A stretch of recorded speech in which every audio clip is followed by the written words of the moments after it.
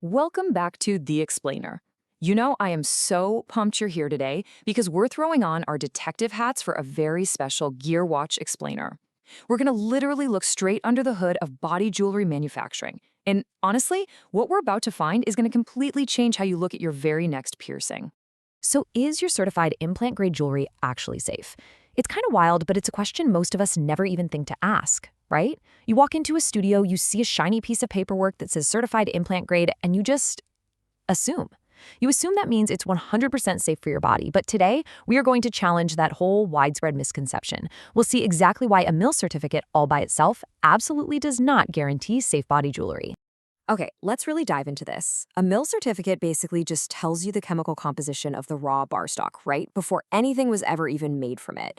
But the reality of manufacturing, we're talking the machining, the polishing, threading, gem setting, the whole shebang, that is a completely different story. And that massive gap between a certified piece of raw metal and your finished piece of jewelry, well, that's exactly where most quality failures live. To expose these hidden flaws, here's our game plan. We're looking at the certification illusion, surface finish and biofilms, the hidden thread variable, evidence from the archive, and finally, inspecting your gear. Let's get right to it. Section 1. The Certification Illusion. Time to bust the big myth around ASTM F136 titanium.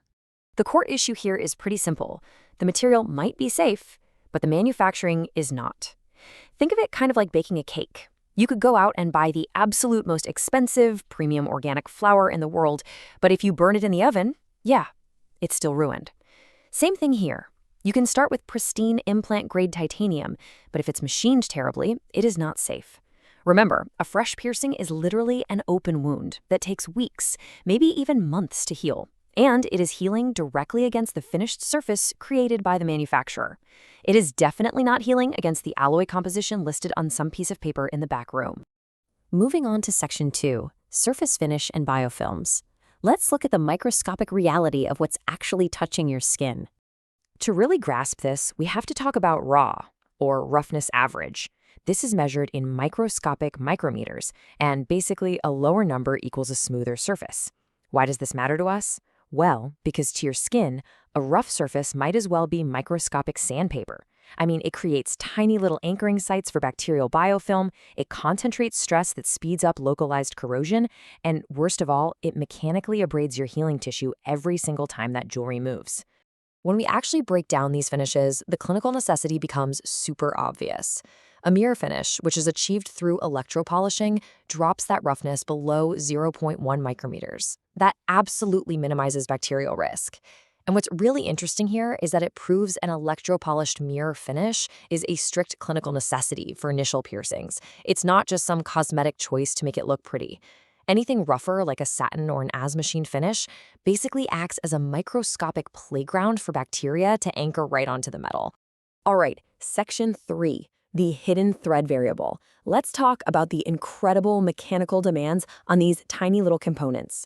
Whether we're talking internal or external, threads on smaller gauge jewelry like M1.2 or M1.6 are seriously demanding mechanical features.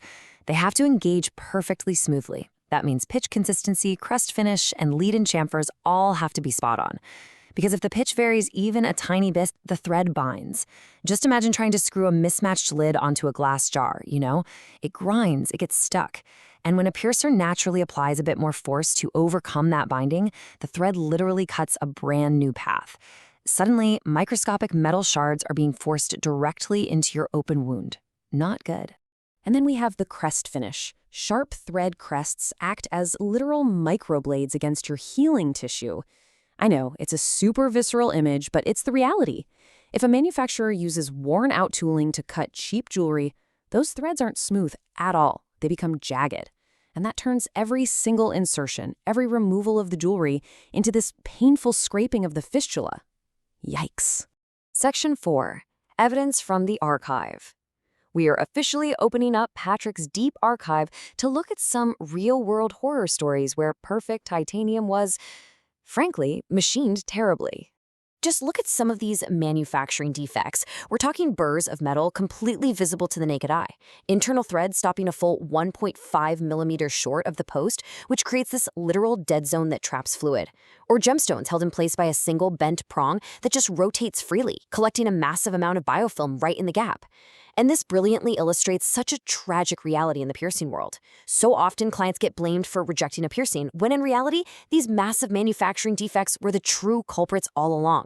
Which brings us to an absolutely crucial point, and honestly, a quote that I want you to just burn into your brain forever. The client's body does not read mill certificates, it reads surface finish. Quality manufacturing is a chain. If the surface finish, the thread precision, or the gem setting fails, that certificate on the raw material, utterly useless. Section 5. Inspecting your gear. Let's pivot now to a super actionable consumer guide so you can actually protect yourself. Okay, I want you to try this really practical test next time you're checking out jewelry. Hold it under a very bright light and just rotate it slowly. You want to see a single, undistorted reflection. Actually, scratch that. It should look almost like liquid metal. If you spot any haze, any waviness, or micro scratches, you are looking at a dangerous satin finish, not a true mirror polish. Finally, run a gloved finger right over it. There should be absolutely no drag, no texture whatsoever. It should feel perfectly smooth. Now you might be wondering, hey, what about threadless press-fit jewelry? It's a great question. While it beautifully eliminates that whole microblade thread issue completely, it really just trades thread precision for pin tension precision.